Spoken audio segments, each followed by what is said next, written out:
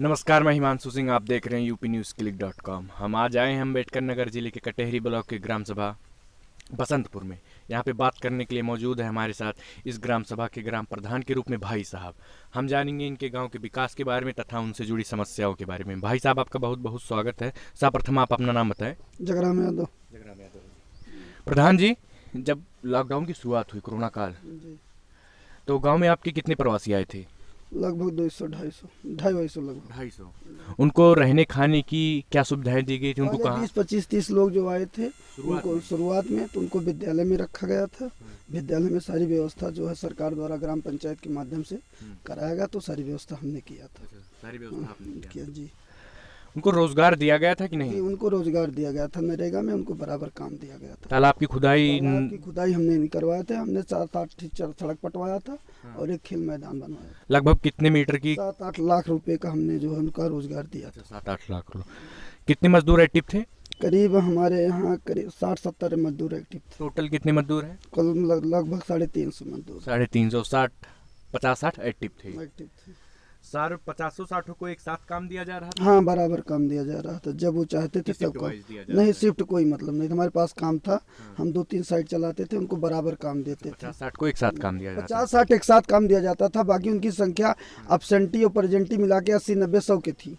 लेकिन कोई आता था, कोई नहीं आता था। राशन कार्ड को लेके क्या सुविधा दी गई थी उनको? राशन कार्ड के यहाँ जब कोविड-19 का मामला था, जिसका राशन कार्ड का नाम सूची में नहीं था, उनको राशन कार्ड की सूची में रखा गया और उनको जो है बराबर का राशन दिया गया। आज तक दिया जा रहा है। आज तक दिया जा रहा है।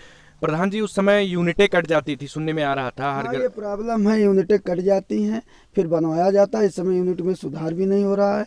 ये समस्या है यूनिट वाला। घटतौली के लेके कोई समस्या नहीं है, ऐसी कोई समस्या नहीं। बहुत सी ग्राम सभाएं हमने की तो वहाँ पे पता चलता है कि अगर हम 20 किलो लेके आ रहे हैं, फिर कहीं और पे तौल करवा रहे हैं तो ऐसे जानकारी में शिकायत मेरे पास नहीं है।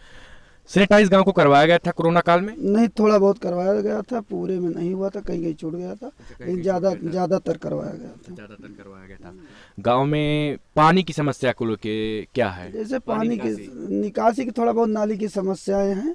ज्यादा से ज्यादा मैं नाली बनवाया हूँ और जो बाकी है उसको बनवाएंगे। रोड खड़ंजे को लेके? रोड खड़ंजे से ज्यादा खड़ंजा, हमारे गांव 14 पुरवा है। 14 पुरवे को हमने खड़ंजे से जोड़ दिया है, केवल मुख्य मार्ग से जोड़ दिया। हाँ, सबको हमने मुख्य मार्ग जोड़ दिया है। 200-250 मीटर के खड़ंजा बचा हुआ, अगर कार्यकाल बढ़ा तो उसको भी पूरा करेंगे। नाली हो गया, खड़ंजा हो गए, तो गांव की मुख्य भूमिका रहती है, मेन यही रहता है। ज्यादा से ज्यादा काम इसी पे किया जाता है। खड़ंजा में ही किया मैंने। कोई आपके यहाँ सार्वजनिक शौचालय और ये क्या कहते हैं, पंचायत भवन का निर्माण हो रहा है? हाँ, पंचायत भवन सार्वजनिक शौचालय का निर्माण। सार्वजनिक शौचालय लगभग निर्मित हो चुका है। पंचायत भवन जो है 8 फुट 7 फुट की दीवार के करीब। 8 फुट 7 फुट की दीवार। विद्यालय का कायाकल्प? और विद्यालय का हमारे जो है 4 विद्यालय हमारे यहाँ है। जूनियर में 2 प्राइमरी का हमने पहले ही कायाकल्प करवा दिया था। जूनियर जो उच्च प्राथमिक विद्यालय जूनियर है, उसका मैं प्रेजेंट टाइम पे कायाकल्प करवा दिया। वृद्धा विधवा विकलांग दिव्यांग सारी पेंशन है हमारे यहाँ बनी। कितनी? लगभग 250 पेंशन हमारे यहाँ वृद्धा है और 40-40 पेंशन विधवा है और 16-17 विकलांग है। 5 साल बीतने को है प्रधान जी।